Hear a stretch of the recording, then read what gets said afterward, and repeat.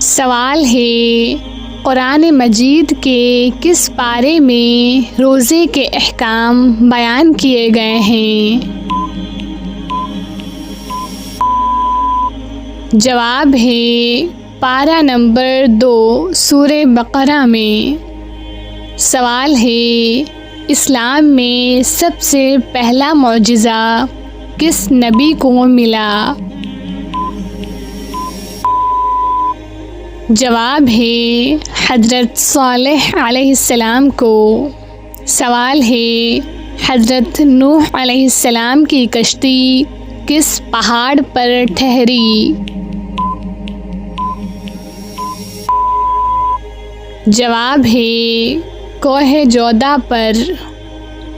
سوال ہے، زمین سے آگ کا نکلنا قیامت کی کون سی نشانی میں سے ہوگی؟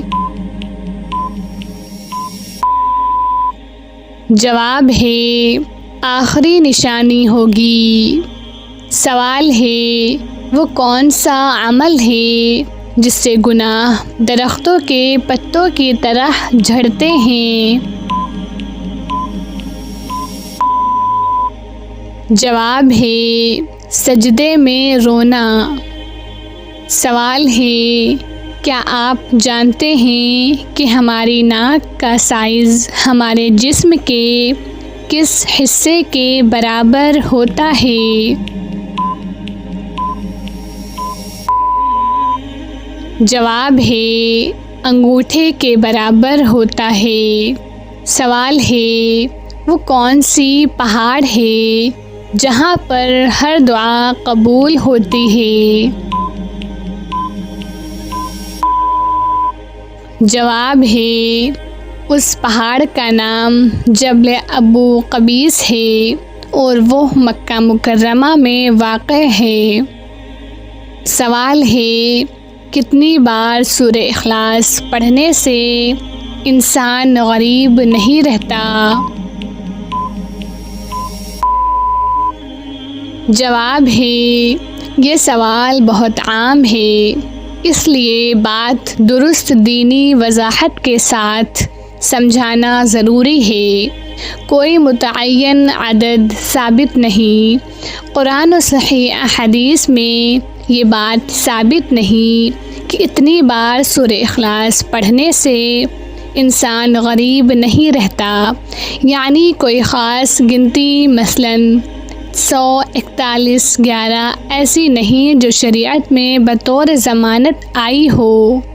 سورہ اخلاص کی اصل فضیلت نبی صلی اللہ علیہ وسلم نے فرمایا، سورہ اخلاص قرآن کے 1/3 کے برابر ہے، یہ اس کی عظیم روحانی فضیلت ہے۔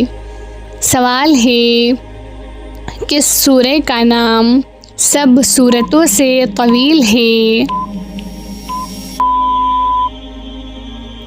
جواب ہے سورہ بنی اسرائیل۔ سوال ہے، کون سی سورہ جادو کا اثر توڑ دیتی ہے؟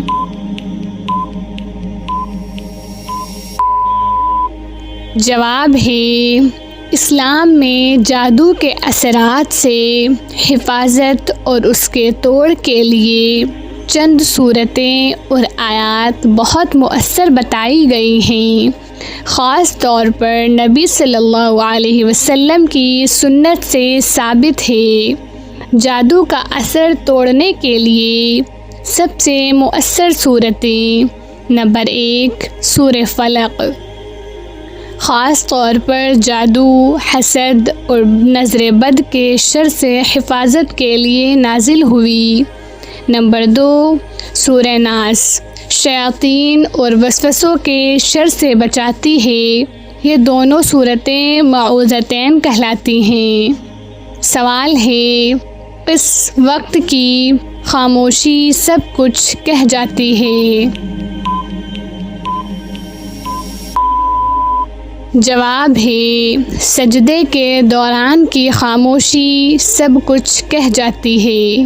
سوال ہے، رات کو دیر سے سونا اور فجر کی نماز چھوڑ دینا کیسا ہے؟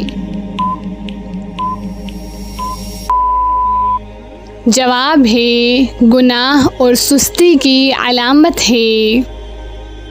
سوال ہے دل کی سختی کا علاج کیا ہے؟ جواب ہے قرآن مجید کی تلاوت صدقہ عاجزی سے۔